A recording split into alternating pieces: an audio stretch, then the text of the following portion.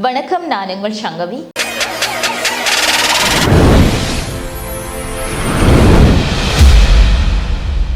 வீடியோக்குள்ள போறதுக்கு முன்னாடி என்னோட சேனலுக்கு யாராச்சும் புதுசா வந்திருக்கிறீங்களா சப்ஸ்கிரைப் பண்ணுங்க.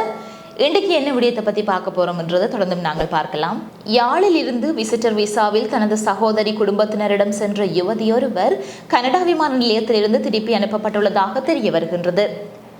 குறித்த யுவதியிடம் கனடா விமான நிலையத்தில் அதிகாரிகள் மேற்கொண்ட விசாரணைகளின் போது விசா பெறுவதற்காக கொடுத்த தகவல்களும் விசாரணைகளின் போது கொடுத்த தகவல்களும் மாறுபட்டவையாக இருந்ததாக கூறப்படுகின்றது. அத்துடன் யுவதியை அழைத்த சகோதரி குடும்பத்தினர் வழங்கிய தகவல்களும் தவறானவையாக இருந்த காரணத்தாலும் மேற்படி யுவதி திருப்பி அனுப்பப்பட்டதாக தெரிய வருகின்றது. அதேவேளை அண்மைய நாட்களாக கனடா வழங்கியுள்ள விசா சேவையில் இலங்கையர்கள் பலரும் தங்கள் உறவினர்கள் மற்றும் நண்பர்களை கனடாவிற்கு அழைப்பதில் முனைப்பு காட்டி வருகின்றனர். பல லட்சங்களை செலவழித்து ஏஜெண்டுகளின் மூலம் கனடா செல்ல விரும்பும் வடக்கு மக்கள், அதிலும் யாழ்ப்பாண மக்கள் மிகவும் ஆர்வம் காட்டி வருகின்றனர். இவ்வாறு சட்டவிரோதமாக செல்லும் பலர் கனடாவை சென்றடைவதில்லை என்பது கவலைக்குரிய விடயம். இந்நிலையில் கனடா வழங்கியுள்ள சலுகையை பயன்படுத்தி கனடா வாழ் புலம்பியர் உறவுகள் யாழ்ப்பாணத்தில் உள்ள தங்கள் உறவுகளை கனடாவுக்கு எடுப்பதற்கு ஆர்வம் காட்டி வருகின்றனர்.